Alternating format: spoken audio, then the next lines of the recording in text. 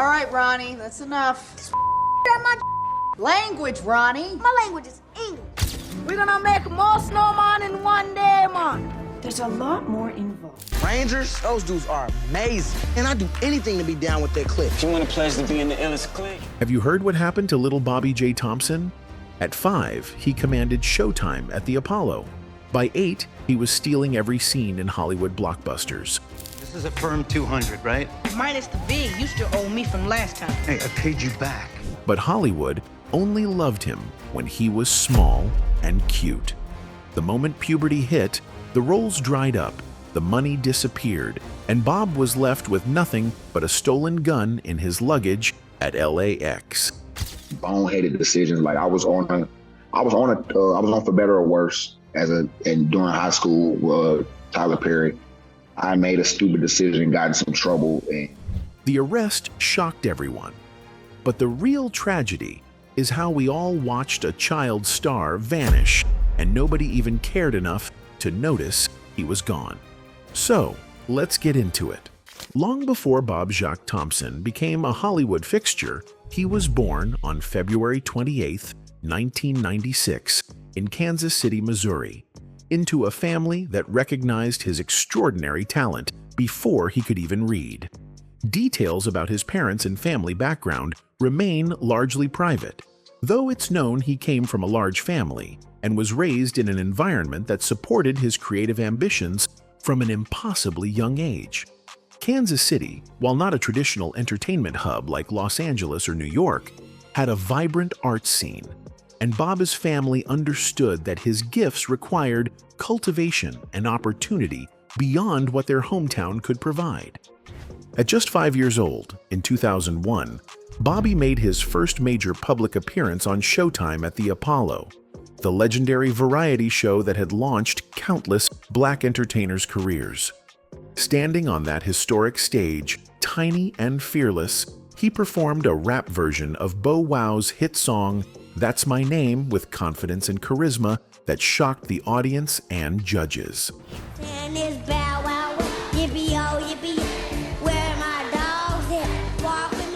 For a kindergarten-aged child to command a stage and rap with that level of skill and presence was extraordinary.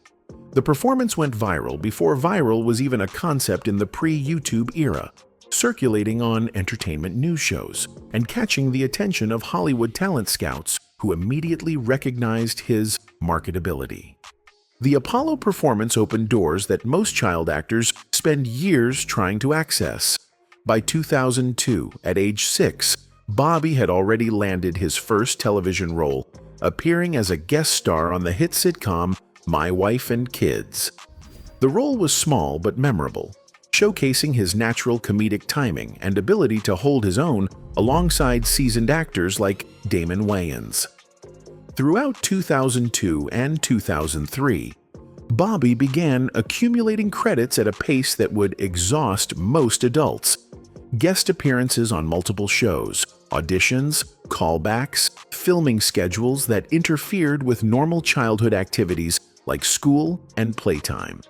In 2003, at just 7 years old, Bobb'e landed his first major role as Jimmy Mitchell on The Tracy Morgan Show, which ran on NBC.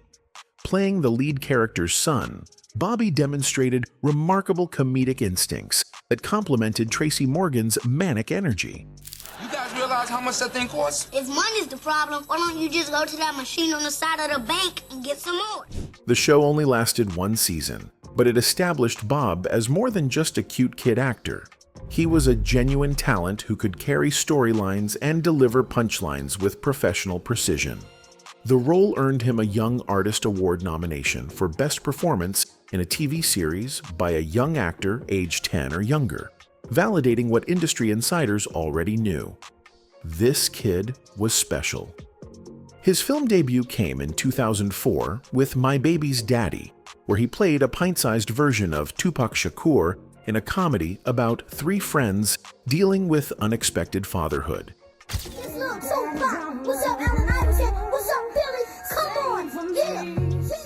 That same year, he voiced Shorty Number 1 in DreamWorks' animated hit Shark Tale, appeared in the crime thriller Cellular, and began establishing himself as one of Hollywood's most in-demand child actors. But even at 7 and 8 years old, the foundation was being laid for problems that would plague him for decades. Typecasting as the smart-mouthed, wise beyond his years black kid, the pressure to constantly perform and be funny on command, and the lack of normal childhood development that comes with being treated as an adult worker from age 5 onward.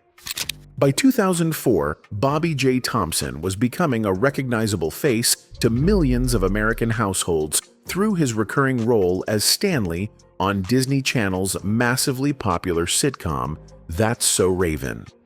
Playing the neighborhood kid who constantly annoyed protagonist Raven Baxter with his scheming and wisecracks, Bobb'e appeared in multiple episodes across several seasons, bringing his signature blend of precociousness and comedic timing to the family-friendly network.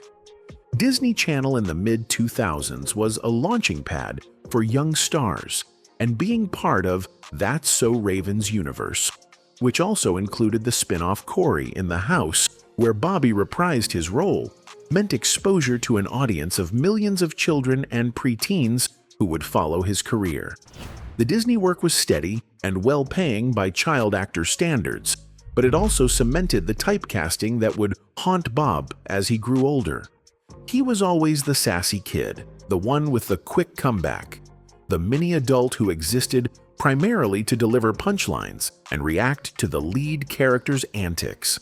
There was little opportunity for dramatic range or character development. He was a comedic prop, and while he excelled at it, the limitation would become apparent once he hit puberty and could no longer play those roles convincingly. And I feel like the older I got, I feel like it should have phased out. You know what I mean? I just don't feel like I should have still been trying to be somebody's bad kid at 20, 21, 22, 23, 19, 18 years old. In 2007, Bobb'e appeared in the holiday comedy Fred Claus, starring Vince Vaughn and Paul Giamatti, playing a streetwise kid named Slam. The film was a modest box office success and gave Bobb'e screen time alongside major stars, furthering his credibility as a working child actor who could handle feature film production schedules. That same year, he began appearing in comedy sketches on Human Giant and other alternative comedy shows, showing versatility beyond traditional sitcoms and family films. But it was his 2008 role as Ronnie Shields in the R-rated comedy Role Models that truly showcased Bobb's talent and became his most iconic performance. Starring opposite Paul Rudd and Seann William Scott, Bobb'e played a foul-mouthed, quick-witted kid who'd been assigned to Rudd's character through a Big Brother mentoring program. All right, Ronnie, that's enough. My language, Ronnie. My language is English. The contrast between Bob's small stature and young age with the adult language and situations his character navigated created comedy gold. His delivery of insults and one-liners was so sharp and natural that many viewers assumed the dialogue was improvised, though most of it was scripted.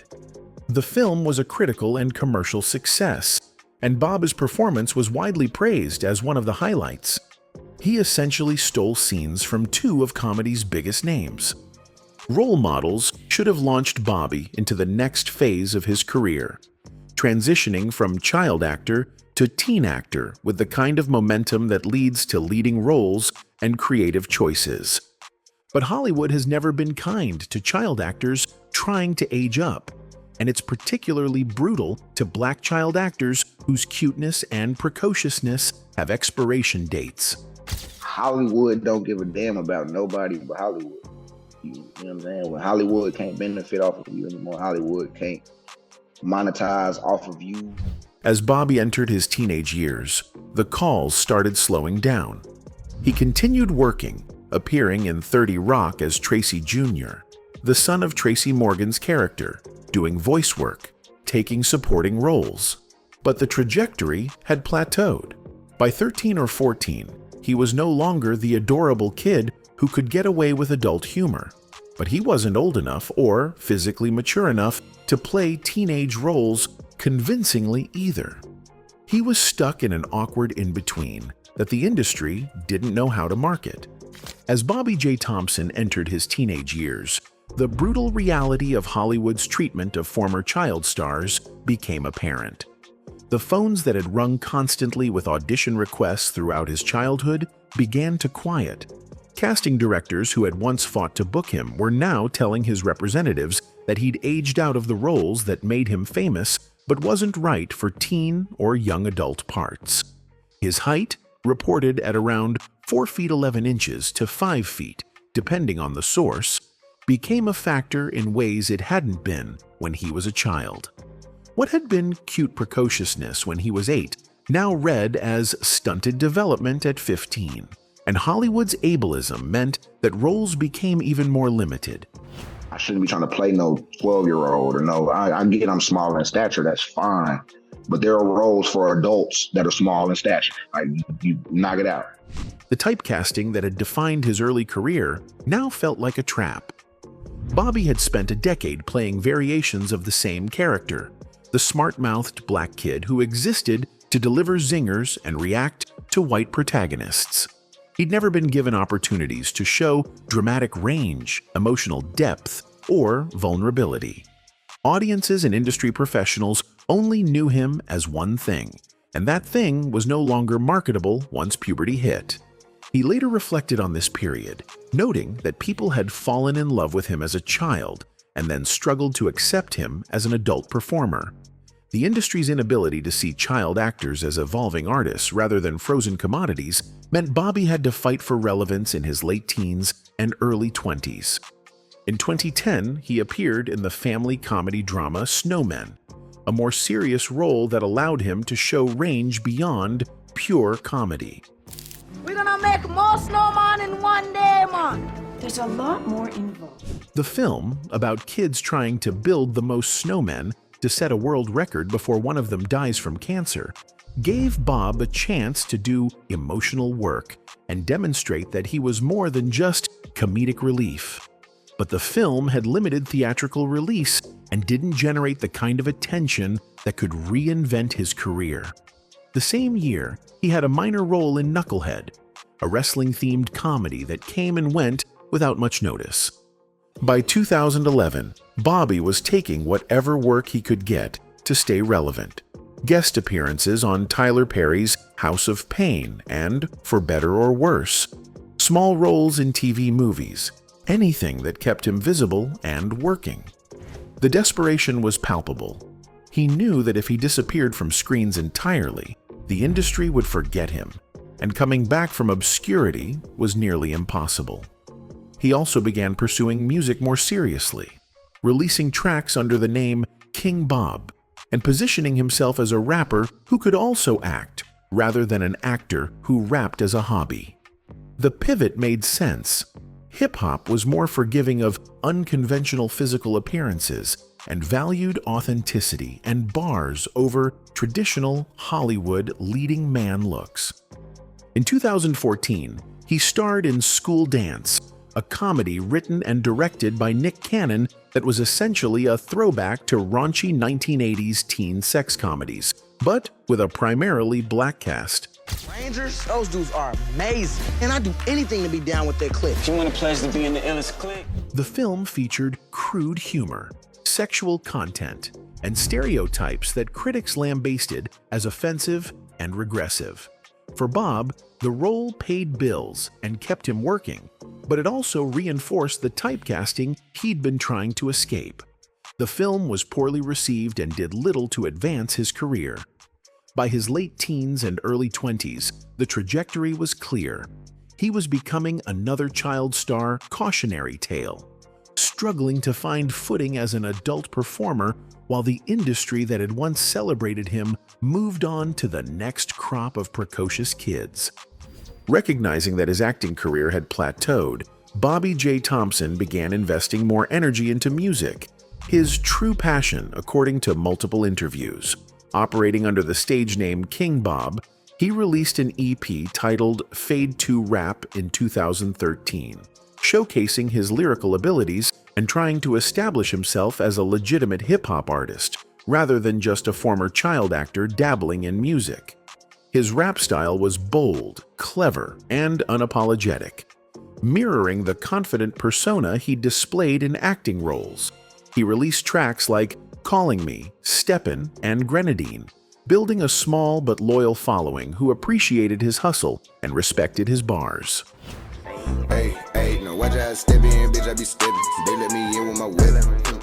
The music gave Bobbs an outlet for creative expression that didn't depend on casting directors or Hollywood gatekeepers. He could write, record, and release music independently, controlling his narrative in ways that were impossible in the film and television industry. His lyrics often referenced his child star past, the challenges of being taken seriously as an adult, and his determination to succeed on his own terms. The music videos showcased his personality, funny, charismatic, unfiltered, in ways that scripted roles never had. But building a music career from scratch was difficult, especially without major label backing or the kind of viral moment that could catapult him to mainstream attention. In 2018, Bobb'e found a new platform that would reintroduce him to audiences. He joined the cast of MTV's Wild 'N Out, the improvisation and comedy battle show created by Nick Cannon.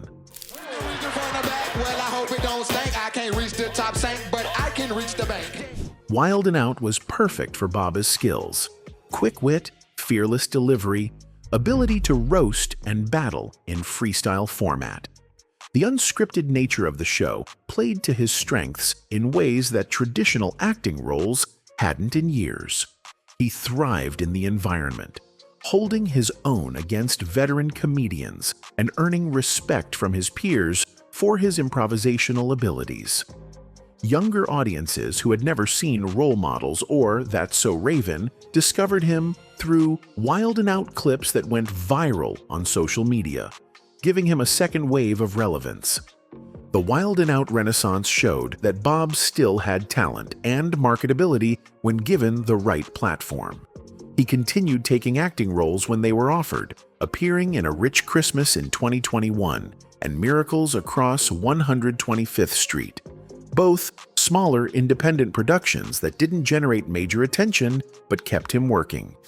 He maintained an active social media presence, posting comedy sketches, music clips, and engaging with fans who remembered him from his child star days or discovered him through Wild 'N Out. He was scrapping, hustling, trying to build a sustainable career in an industry that had largely moved on from him. But beneath the confident persona and continued hustle, there were signs of struggle. Bobb'e had spent his entire life performing, working since age 5 without the normal developmental milestones that help people build identity outside of their career. He'd never had a regular childhood, never attended traditional school with consistent peer groups, never developed the coping mechanisms and support systems that people who aren't thrust into adult responsibilities as children naturally build. The pressure, the financial instability of not being a consistently working actor anymore, the identity crisis of not knowing who he was beyond being Little Bobb'e, all of it was building toward a breaking point that would explode publicly in 2021. On a day in June 2021, Bobb'e J Thompson arrived at Los Angeles International Airport to catch a flight, likely for work or personal travel. He checked his luggage as normal, went through the security process, and presumably thought nothing would go wrong. But TSA agents scanning checked baggage flagged his bag for inspection. When they opened it, they discovered a loaded Glock firearm. Not just any firearm, a stolen weapon. The discovery triggered immediate law enforcement response. Airport police were called, Bobb'e was detained, and what should have been a routine travel day turned into a felony arrest that would make headlines and potentially derail what remained of his entertainment career. Bobb'e was arrested and booked on felony charges for possession of a stolen firearm. The charges were serious. Possessing any firearm as a felon is illegal in California, but possessing a stolen weapon compounds the severity significantly. The fact that the gun was loaded added another aggravating factor. He posted $35,000 bail and was released pending trial. but the damage to his reputation was immediate and severe. Boneheaded decisions. Like I was on For Better or Worse and during high school, Tyler Perry. I made a stupid decision, got in some trouble. And the arrest raised darker questions about what had been happening in Bobb'e's life outside of public view. Former child stars often struggle with the transition to adulthood, and many turn to substances, crime, or other destructive behaviors as coping mechanisms for trauma, financial stress, and identity crises. Was Bobb'e involved with people who put him in danger, necessitating the firearm for protection? Was he engaged in illegal activities that required being armed? Or was this a case of poor judgment and desperation from someone whose career had stagnated and whose financial situation might have been more precarious than public appearances suggested? The entertainment industry's response was muted. There were no statements of support from former co-stars or directors. No PR team spinning the arrest as a misunderstanding. Just silence, which spoke volumes about Bobb'e's status in Hollywood. He wasn't important enough for anyone to defend, and his arrest confirmed what industry insiders likely already believed. Another child star had crashed and burned. The legal proceedings would take time to resolve, but the court of public opinion had already rendered its verdict. Bobb'e J Thompson, the kid who had once been Hollywood's darling, was now just another tale about child stardom's dark side. As of 2025, Bobb'e J Thompson is 29 years old and attempting to rebuild his career and reputation after the 2021 arrest. The legal outcome of the firearms charges remains somewhat unclear publicly. Whether he took a plea deal, served probation, or faced other consequences hasn't been widely reported. What is clear is that the arrest marked a low point, but it wasn't necessarily the end of his story. Bobb'e has continued making music, posting on social media, and taking whatever entertainment opportunities present themselves. He still appears occasionally on Wild 'N Out and maintains a presence in the comedy world, though not at the level his childhood success would have predicted. Anyway, that's it for the video, folks. Bye.